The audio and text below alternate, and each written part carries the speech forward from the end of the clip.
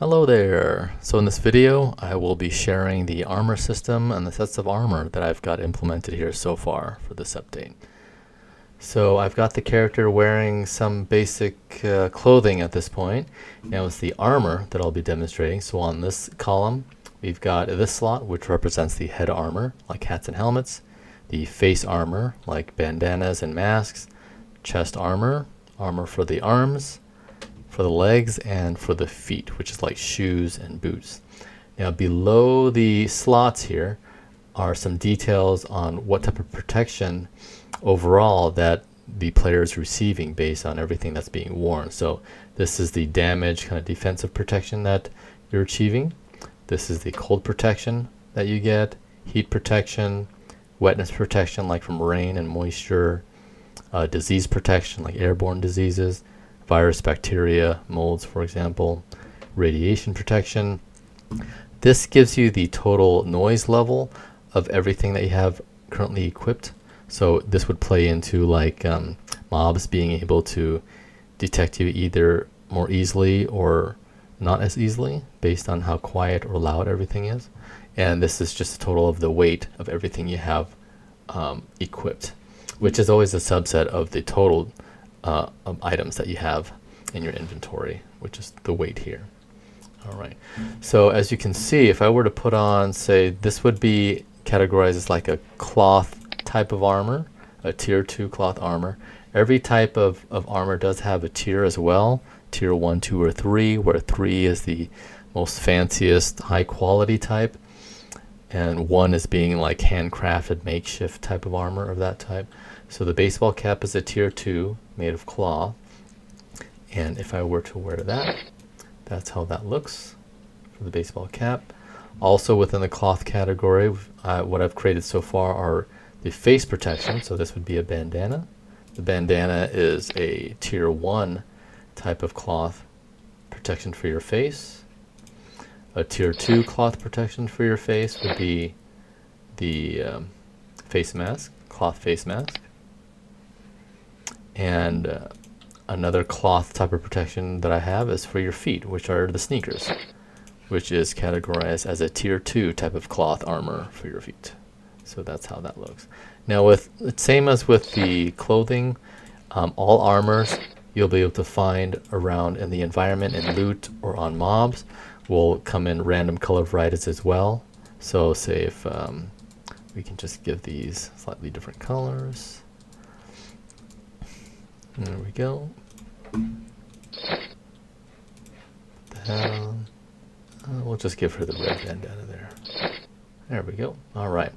Now moving on, the fiber type of construction material, which is the basic one that, say, early game, that players will be able to craft. You've got the fiber sandals, which are like a tier 1, the most basic type of feet protection you can create. And that's how that looks. And then we have the fiber type of shoes, which is more of a slightly higher level of tier 2 because it covers more of your feet. This also lets me kind of demonstrate how everything overlaps with the clothing. I've made sure that everything overlaps properly, so if I were to pull the pants, and looks like my thirst is going down, let me go ahead and restore my thirst really quick with my handy magical wand here. Where's my thirst? There it is. Alright, there we go. Anyways, alright. So for example, the fiber shoes that I have on, it's got kind of an upper portion to it. Now if we were to wear any sort of long pants, the pants will cover over any type of shoes or the upper portion of it. And so I've made sure that things overlap properly in that way. If we were to pull it out, it covers. Or if we were to wear shorts, anything that does not go down to the ankles, it properly shows.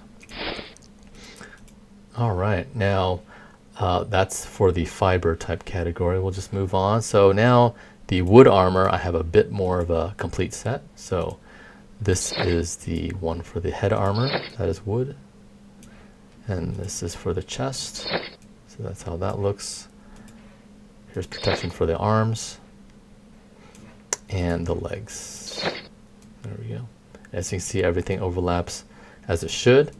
The chest armor always overlaps over the shirt. If we were to take the shirt off, You can see it's still there. And say if we were to take this off, you still have the necklace showing. The necklace will always sit on top of any clothing, but will always be hidden behind, say, any armor.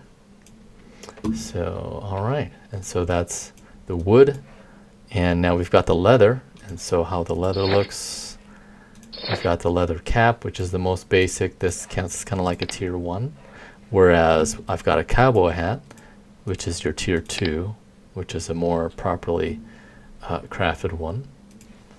So if I wear that,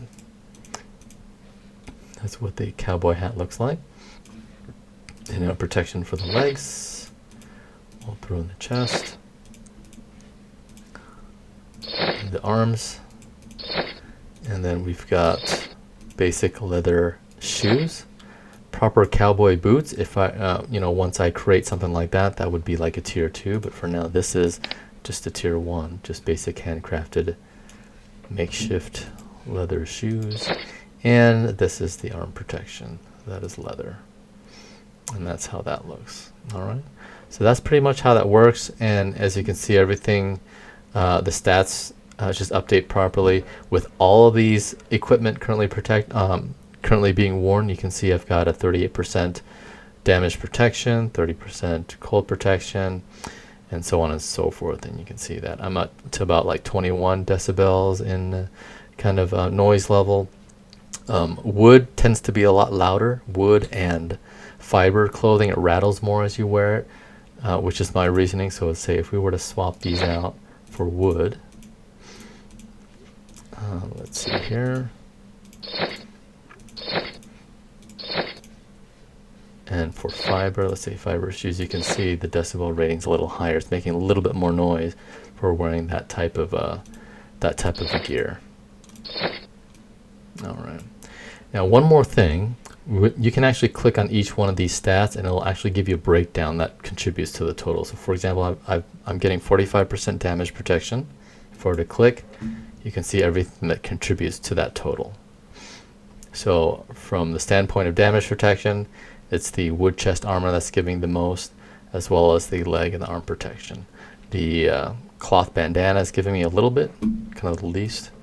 And so you can kind of cycle through this, and you can get a breakdown of each of the stat. That's how each clothing item and armor item is contributing. And as you can see, the radiation protection, there's currently no items being worn that provides any radiation protection, but of course that is something that will be added on later as special items in that type of environment. So all right, that's pretty much all there is for the armor for now. I'm going to be shifting away from equipables at this point, and we'll be starting up on workstations. So for example, campfires, furnaces, and workstations, things that players will click on to craft items. And these are the things that tend to be important items in all survival games. So hope you like what you see so far. And again, any questions or comments, I would love to hear them. All right, goodbye.